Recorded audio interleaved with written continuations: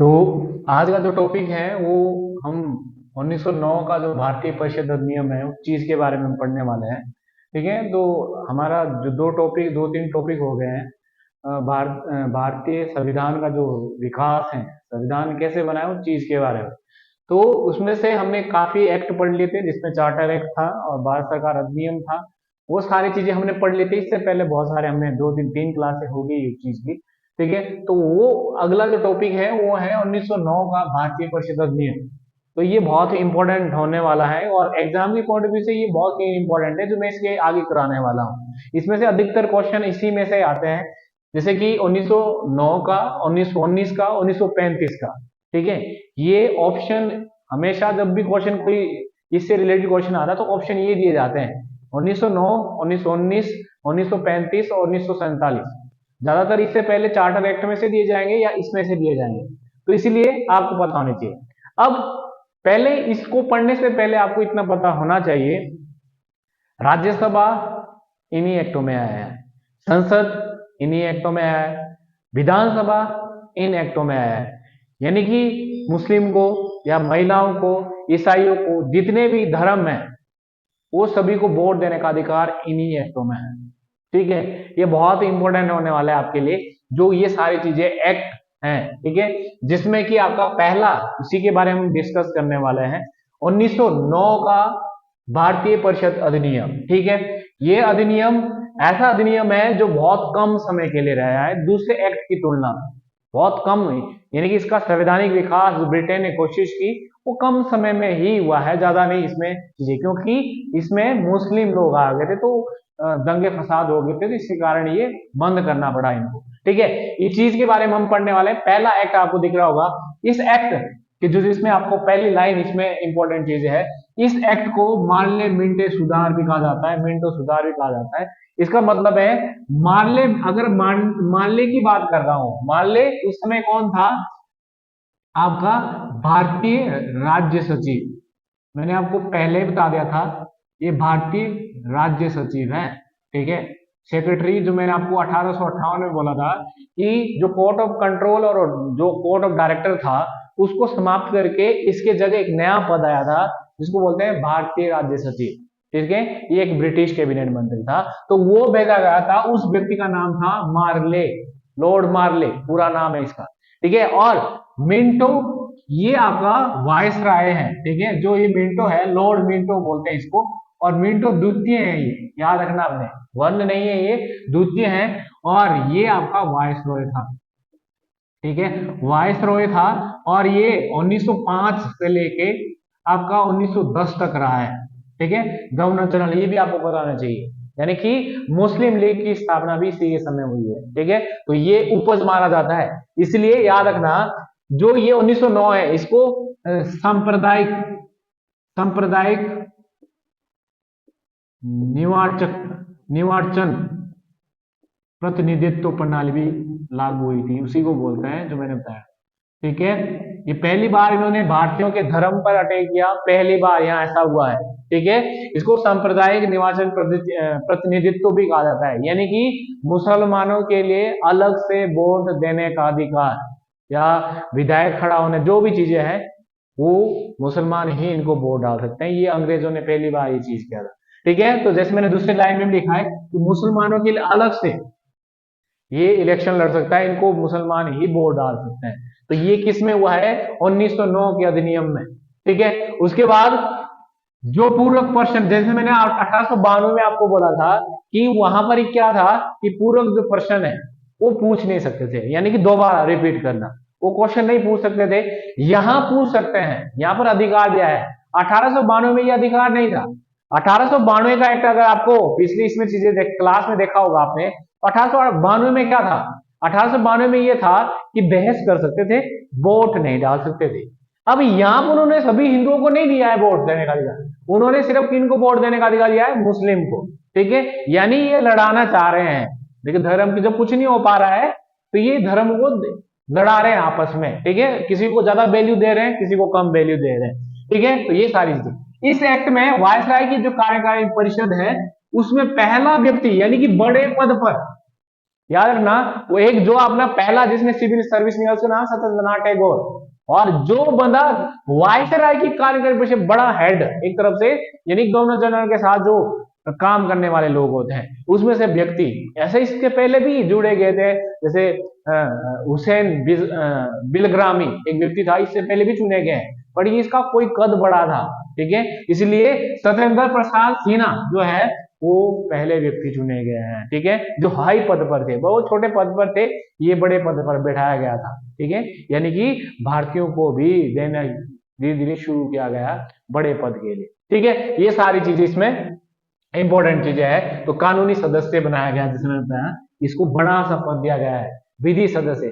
Lord Macaulay पहला था और यहाँ भारतीय है, ठीक है, 1835 में सुना हो, वो भी विधि सदस्य था, वो पहला था और ये भारतीय पहला है, ठीक है, दोनों चीजें आपने याद रखनी है, ठीक है, ये सारी चीजें हैं। तो इस अधिनियम में ये सारी चीजें हुई है, इसलिए ये बहुत कम समय में 1892-1909 में, यानी कि इसमें हार्डली ये लगा लो आप 16-17, ठीक है, बाकी बहुत बड़े बड़े थे, पर ये एकमात्र ऐसा है जो बहुत छोटा इसका एक्ट लाया गया था, जल्दी लाया गया।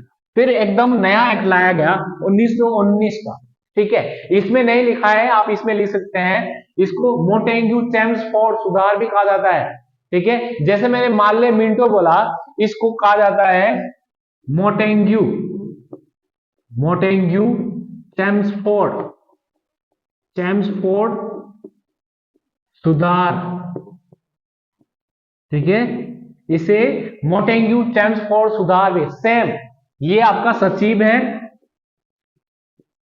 ठीक है, और ये आपका गवर्नर जनरल वाइस रॉय, ठीक है, इसका कार्यकाल भी आप देख सकते हैं 1916 से लेकर 1921, ठीक है, और ये आपका सचिव है जैसा कि यहां पर था, ठीक है, वो सारी चीजें आपको इस चीज के बारे में पता होनी चाहिए कि क्या क्या चीजें, ठीक है, इसी के बारे में डिस्कस करते हैं। पहला मैंने बता दिया इसको क्या कहा जाता है, इसको क्या कहा जाता है, ये आपको क्वेश्चन आ सकता है, इसलिए आपको पता होना चाहिए 1919 का कौन सा है, 1909 का कौन सा है, दोनों चीजें याद होनी चाहिए, ठीक है, ये सारी चीजें हैं। इस अधिनियम के तहत, यानी कि 1919 की बात कर रहे हैं, इस अधिनियम के तहत इसका उद्देश्य था कि स्वशासन प्राप्त कर सके, ठीक है, स्वशासन प्राप्त कर सके अपना शासन, यानी कि भारतीयों को भाई आप भी शासन कर सकते हैं, ठीक है, अब इसमें भारतीयों को अपने स्वशासन की आज्ञा दी गई है, लाया इसलिए गया था क्योंकि ये सारी चीजें से विद्रोह हो रहे थे, ये सारी चीजें सबसे इंपॉर्टेंट है, ठीक है। दूसरी बात, इस अधिनियम के तहत प्रत्यक्ष निर्वाचन प्रणाली इंपॉर्टेंट है, यानी प्रत्यक्ष निर्वाचन प्रणाली, क्योंकि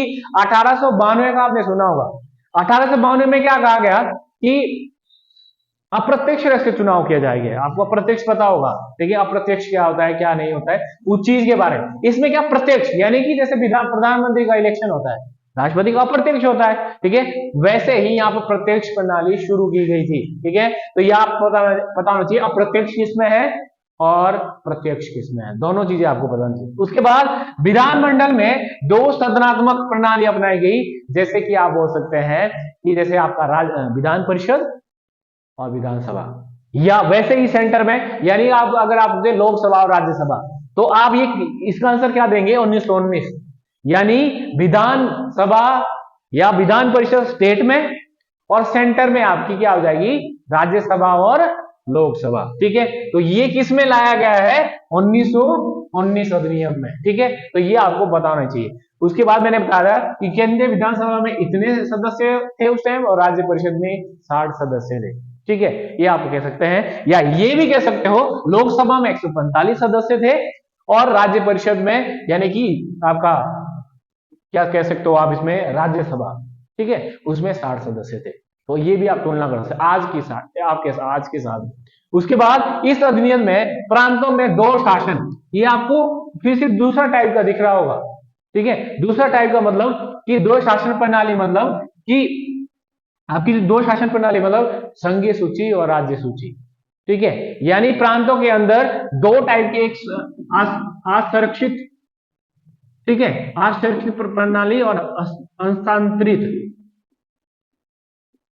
2 टाइप की, ठीक है, जिसमें प्रांतीय विषय आते हैं। देखो जो असंरक्षित थी वो थी आपकी जो जिसमें जो राज्य के होते हैं ना विषय, स्वास्थ्य शिक्षा वगैरह, और सेंटर के पास जो होते हैं उसको बोलते हैं, ठीक है, दोनों चीजें आपको इस चीज के में, यानी प्रांतों में 2 शासन प्रणाली 1919 में आई है, ये आपको पता होना चाहिए। उसके बाद महिलाओं के साथ साथ यानी महिलाओं के साथ साथ ईसाई, सिख, पारसी, यानी कि इनको भी वोट देने का अधिकार दिया गया है 1909 में मुस्लिम को, ठीक है, और 1919 में महिलाओं के साथ साथ ईसाई, सिख, पारसी, यानी कि जो अन्य धर्म के लोग थे उनको भी वोट देने का अधिकार दिया गया, ठीक है।